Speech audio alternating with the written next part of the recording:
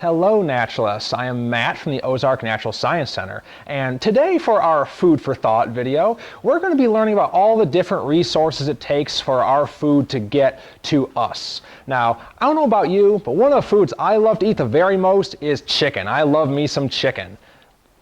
And look, oh, we even have a chicken coming through right here, so there is our chicken. Now, chicken is awesome, but it actually takes quite a few different resources to get that chicken to us. If anyone's ever been to a chicken farm, can you have a chicken farm in the woods? No, you can't have a chicken farm in the woods. So if I wanted to have a chicken farm out here, one of the things I would have to do first is cut down all the trees to make room for those chickens to live. All right, and there's our trees that we would have to cut down. Oh, yep, so we gotta chop down all those trees to make room for all those chickens to have space to live. Now, once we have room, we've built our farm, our chicken is ready to go, we need to feed those chickens. Chicken needs to eat too, and one of the things chicken love to eat the most is corn. There's our corn right there on the cob, delicious. Chickens love that just as much as we do. Now, that corn, it needs a few things to grow. It needs sunlight, of course, but aside from sunlight, it also needs water. We need to make sure we have water for that corn to grow. So our water droplet, give them the water for our corn to be able to grow nice and healthy. Now, the corn is grown, chicken is fed, but sometimes that corn, it gets attacked by insects. So we need to make sure the insects aren't destroying our corn, and to do that, we sometimes have to spray pesticide on that corn, some chemicals. There's our chemical pesticide, getting rid of the insects that destroy our corn.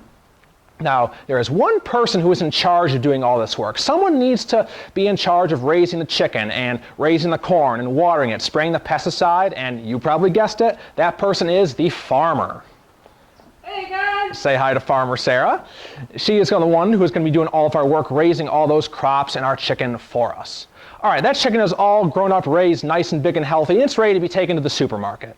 But chickens can't just teleport. They have not yet learned how to do that. So chickens need to then be taken to the grocery store by a truck driver.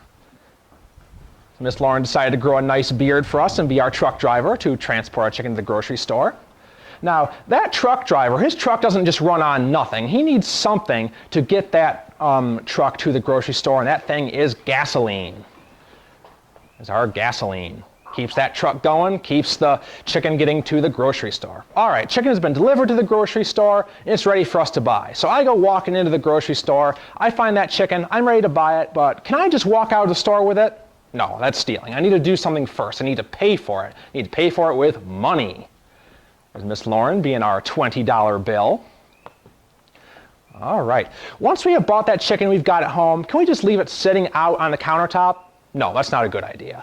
We need to keep it in the refrigerator until we are ready to use it. And that refrigerator runs off of, yep, you guessed it, electricity.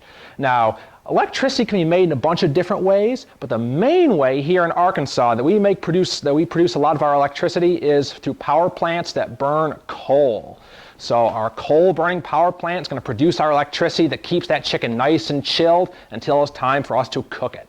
Now, when we are ready to cook that chicken and eat it, just think about all these different resources that had to go into getting this chicken from the farm to the grocery store to us. And if we throw it away, we waste all those different resources, not to mention we waste the cook's hard work.